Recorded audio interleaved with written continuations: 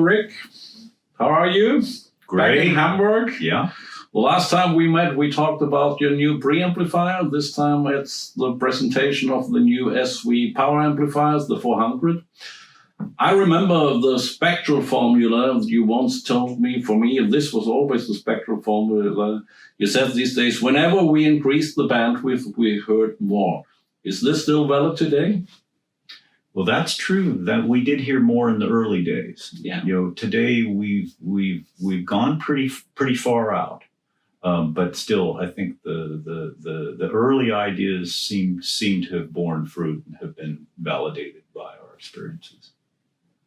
Right. So again, we have a lightning speed, a lightning fast amplifier to deal with.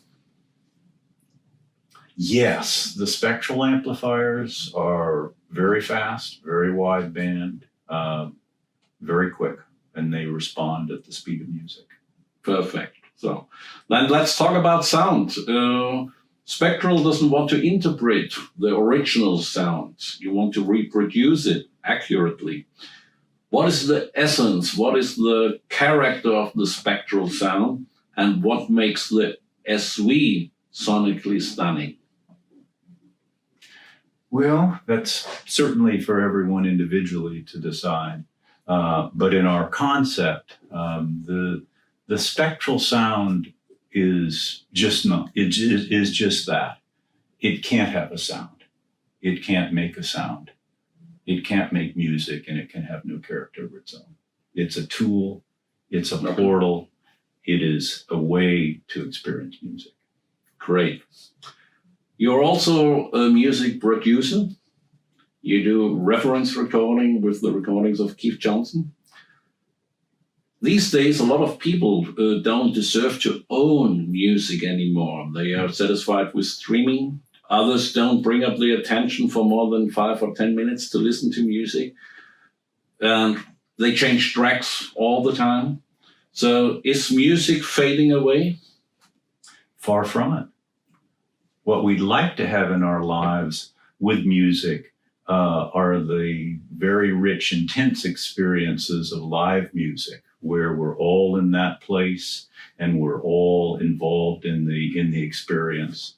Our idea is we need to make the reproduction of music far more lifelike so that it absolutely takes our attention, has the immersiveness and the believability as live music does. Then we're not going to worry about these very pale versions of music reproduction, because the real thing is so much more involved.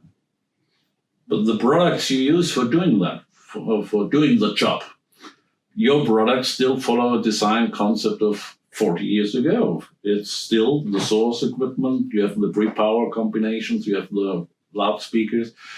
Technology is going towards a different route. Is the classical high-end here to stay?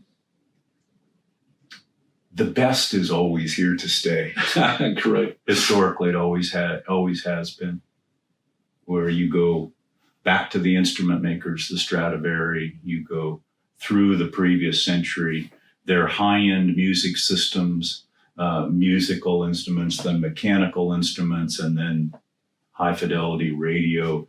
There's always been a state-of-the-art, the best of technology and the best of music reproduction. I would believe that as people, this is what we always wish to have. Yeah, you're right. So I think high-end has a real future ahead of us. Thank you very much for the interview, Rick. Thank you so much for having me.